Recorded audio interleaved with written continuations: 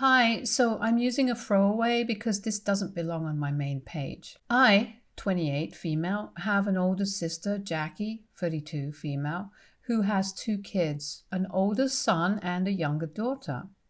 Her son is 14 and her daughter just turned 12 a couple of weeks ago. Their father is not in the picture anymore, and my sister's a single mother. I wouldn't say that Jackie and I are close, but we're okay. We aren't arch enemies either, like some other siblings here. I guess you could say that we're just indifferent to each other. Now, about 6 hours ago, Jackie turned up at my house and asked me where her kids were. I had no idea what she was talking about because I hadn't even been at home for the past 4 days. I'd been away on a beach trip with my boyfriend, so I didn't understand what she was referring to. She told me that she dropped off her kids at my house 2 days ago and told them to ring the doorbell so I could take them in while she ran some errands. She told me that she texted me about it, but I didn't recall receiving any text of the sort, and even showed her proof of it on my phone. But while going through my phone, she was able to discover the text that she'd sent before she dropped her kids off, and I'd somehow missed it. Probably because I was on vacation and wasn't checking my phone often, she started to panic and accuse me of being careless because now neither of us knew the whereabouts of her kids. She told me that apparently she'd driven away before she saw that her kids were safely inside the house because she was counting on me to take them in. She told me that she had gotten into some legal trouble that she didn't want to speak about, and that's why she'd been missing for 2 days. But now that she was back, she wanted her kids, and she wanted them now. I didn't know what to do, so I suggested that she go to the police or something because I literally had no clue where the kids could be. They didn't even have their phones on them, so there was no way we could get through to them. Jackie didn't want to go to the cops because she just finished dealing with a lot over the last 2 days, and the police's involvement was the last thing she needed. She turned my house upside down and accused me of being selfish and not thinking about my niece and nephew. She said that she'd been counting on me to help her out in this tough spot, but I let her down. She left in tears and said that she was going to knock on every relative's door until she was able to find her kids. I feel like a total idiot right now, even though I don't understand how this is my fault. AITA for missing a text from my sister where she told me to take her kids in because I was on vacation. Update 1. Okay, folks, it's been 4 days and I finally have good news. I've been in touch with Jackie because I really felt guilty about not noticing that text, even though it wasn't my fault. Today she told me that her kids had somehow managed to find their way to their uncle's house, and that's where they had been for the past couple of days. Now, this wasn't our cousin, but it was Jackie's ex-boyfriend's cousin. And he apparently had still continued to talk to his nephew online because he knew that his mother wouldn't let him stay in touch with him otherwise. I thought it was a little creepy at first, but then I realized that this uncle of theirs, Frank, 28, male, had practically saved their lives by taking them in Jackie's and my absence. Jackie apologized to me for behaving badly the other day and said that it was pretty out of character for her to freak out at people like that. And I agreed because she was usually a pretty level-headed person. She told me that she hadn't slept a wink in the past couple of days because she was so worried about her kids and where they were.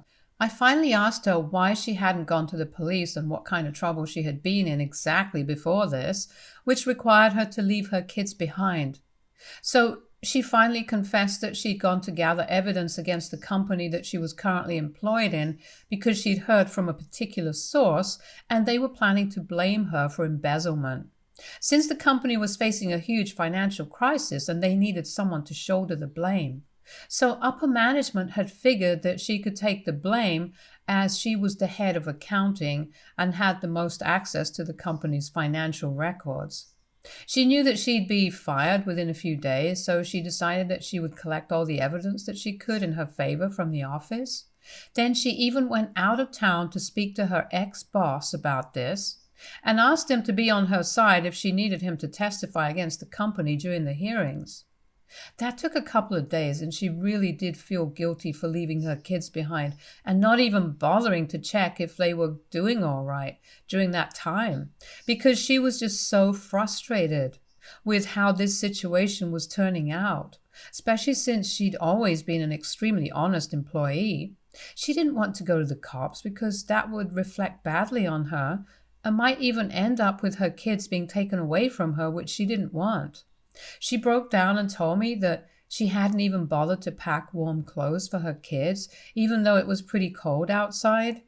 And she just completely neglected them because she was facing a crisis.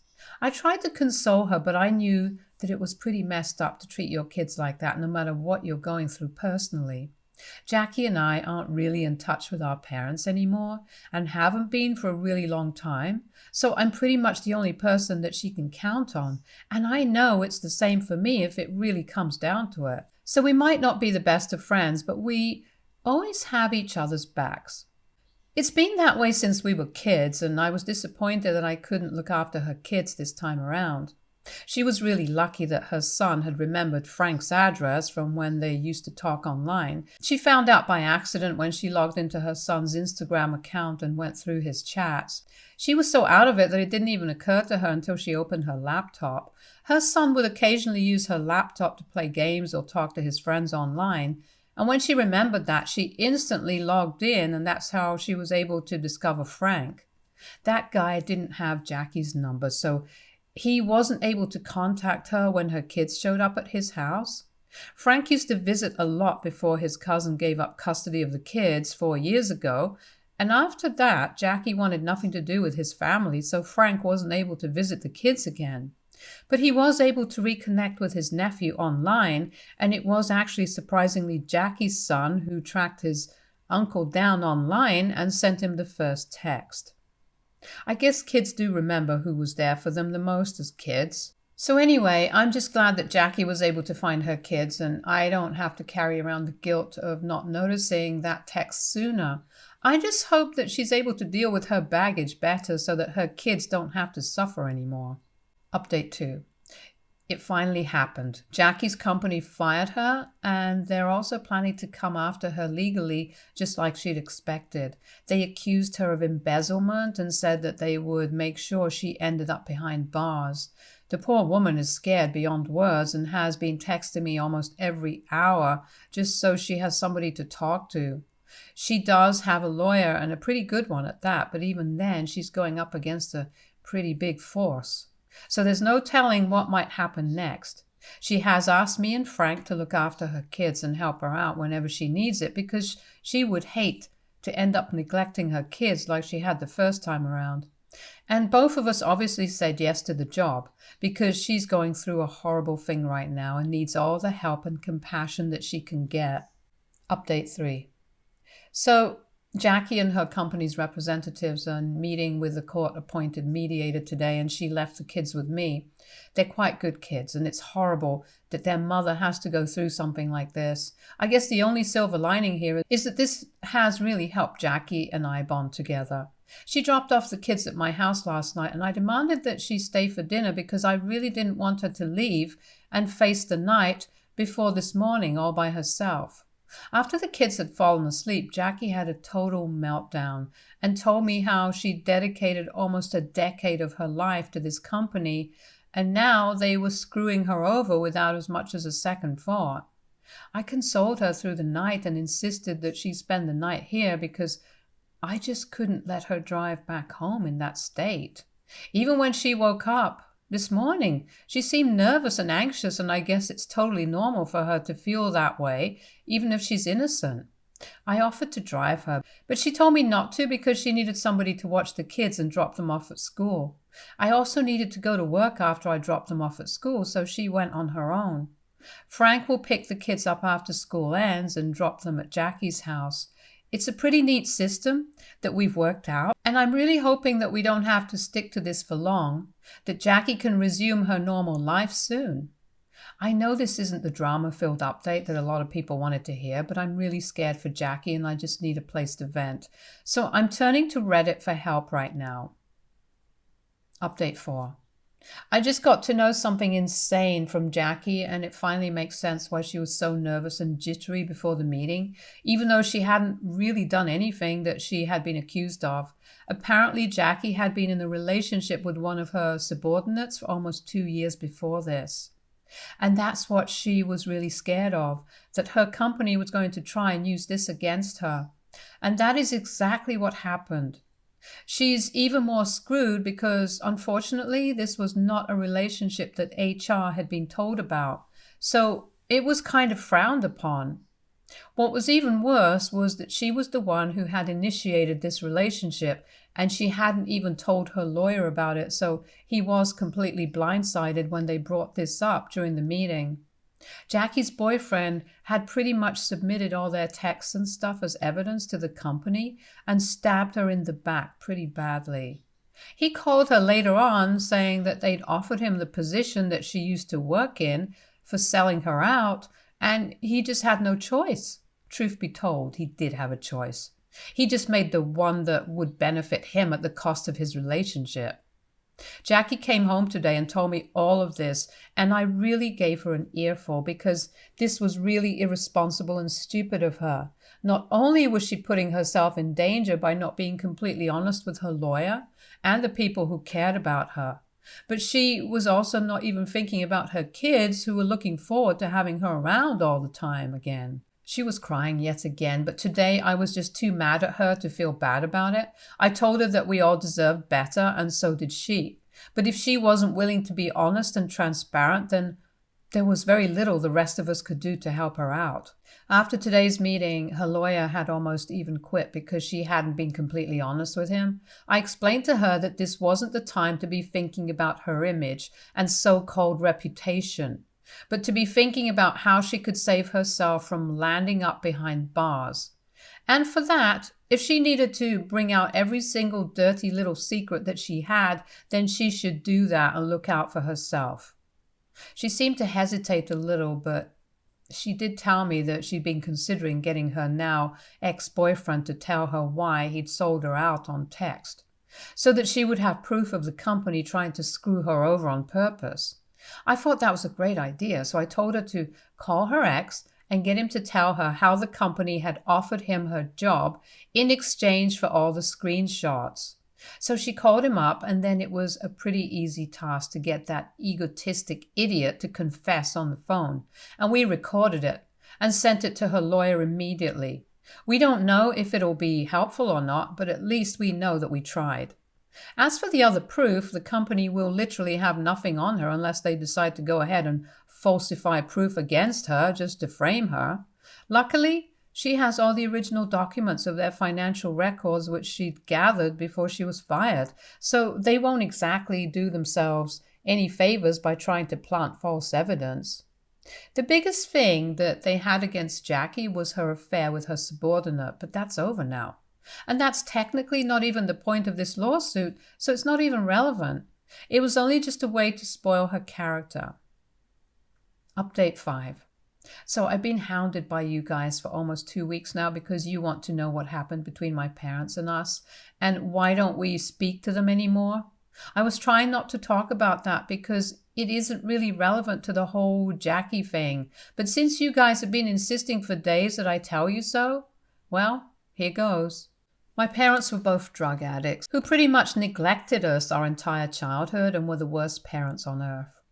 We lived off our neighbors' and relatives' kindness and generosity because our parents had taught us not to expect anything from them from a very early age. They were never there for us in any capacity, so of course Jackie and I gave up being fairly independent and didn't rely on anyone because we knew that we couldn't trust them. They kicked us out the second I turned 18 and told us that we could now make a life for ourselves separate from them, because they were tired of taking care of us even though they barely ever had to.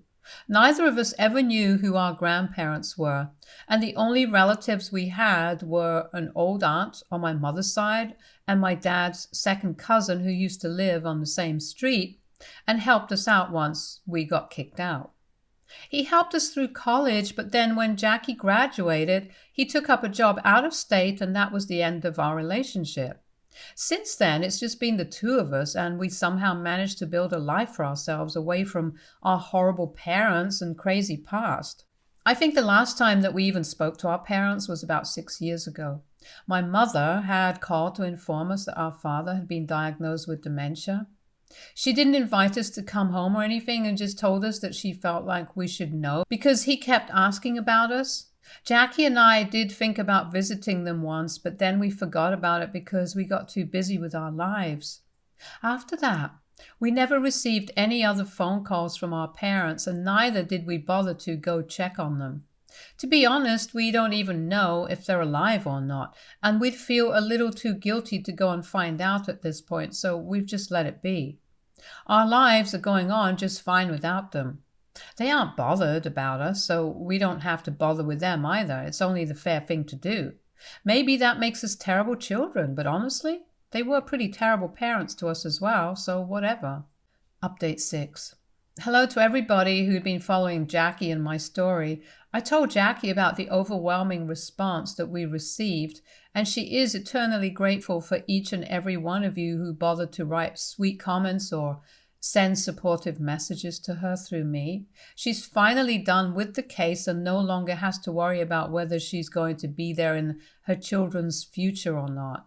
She came to an out-of-court settlement with the company where she was paid a substantial amount of money, so she would keep her mouth shut about the false evidence and all the false accusations that had been leveled at her. She's no longer going to work there, obviously, and is already looking for new jobs, which should be easy given her experience and knowledge in her field. For the time being, she's using the money from the court case to pay her bills and stuff. She's finally back to living a normal life now, and I really couldn't be happier for her. It's been almost 4 months since I posted here for the first time, and since then, so many things have happened that I almost feel like you guys are an equal part of the journey that the two of us went through. Actually, 3, if we count Frank. All of us have a weird unspoken bond right now, and we know that we can always count on each other no matter what, because after what we've been through, I hardly think there will be greater challenges in the future that we won't be able to handle. Even Frank and I became pretty great friends over the past few months because we would meet often when Jackie would be busy with her attorney and would need either of us to watch the kids. So it would either be him dropping them off at my house or the other way around. Eventually, we exchanged numbers and started talking to each other as friends. He's a pretty funny and sweet guy, and it's crazy that we met under such stressful and strange circumstances, but still became such great friends in such a short amount of time. Jackie thinks that he has the hots for me, but I really don't think that's the case, and even if it is, he's really not my type, and I'm not looking to date. So it's never going to happen, and we're always just going to be really good friends. But anyway, coming back to the topic, Jackie's finally done with the lawsuit and she showed those people where they belonged. Because they're the ones who ended up having to pay her hush money and also sign an NDA so they wouldn't have to worry about her dragging their company's reputation to the ground once she was done with it. They're lucky that she didn't want any more drama or legal trouble, which is why she took the money quietly and left the situation as it was. She told me that she's going to get therapy for both herself as an individual and family therapy with her kids because after what happened, she really doesn't trust herself to be a good mother and feels like she's going to continue making mistakes that are eventually going to affect her children pretty badly. I offered to let her move in with me for a while so we could all live under the same roof, and I could look after her kids whenever she needed me to or whenever she felt a little too overwhelmed, so she doesn't end up putting her kids in any sort of danger and neglecting them like before.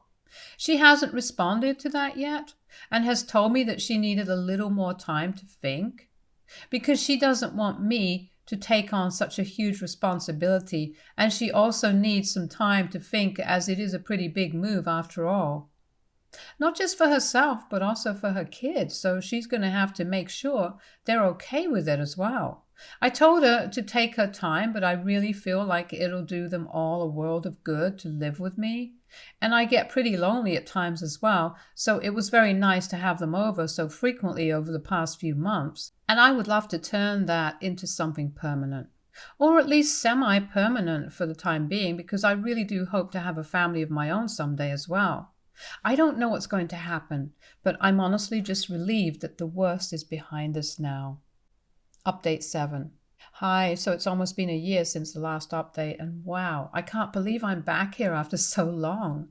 I guess if you go back to my last update, I was talking about how Frank seems to be into me, but I said something about him not being my type, and yet Jackie was very sure that we'd end up together at some point.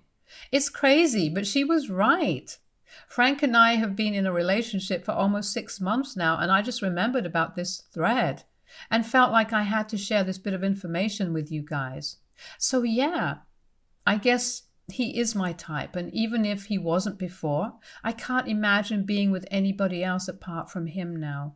Of course, Jackie's very happy about all of this because I just proved her right, and she thinks that at least some good has come out of her insane goof up last year with her kids and everything. But she's doing a lot better now and working in a much more stable company in a better position with higher pay.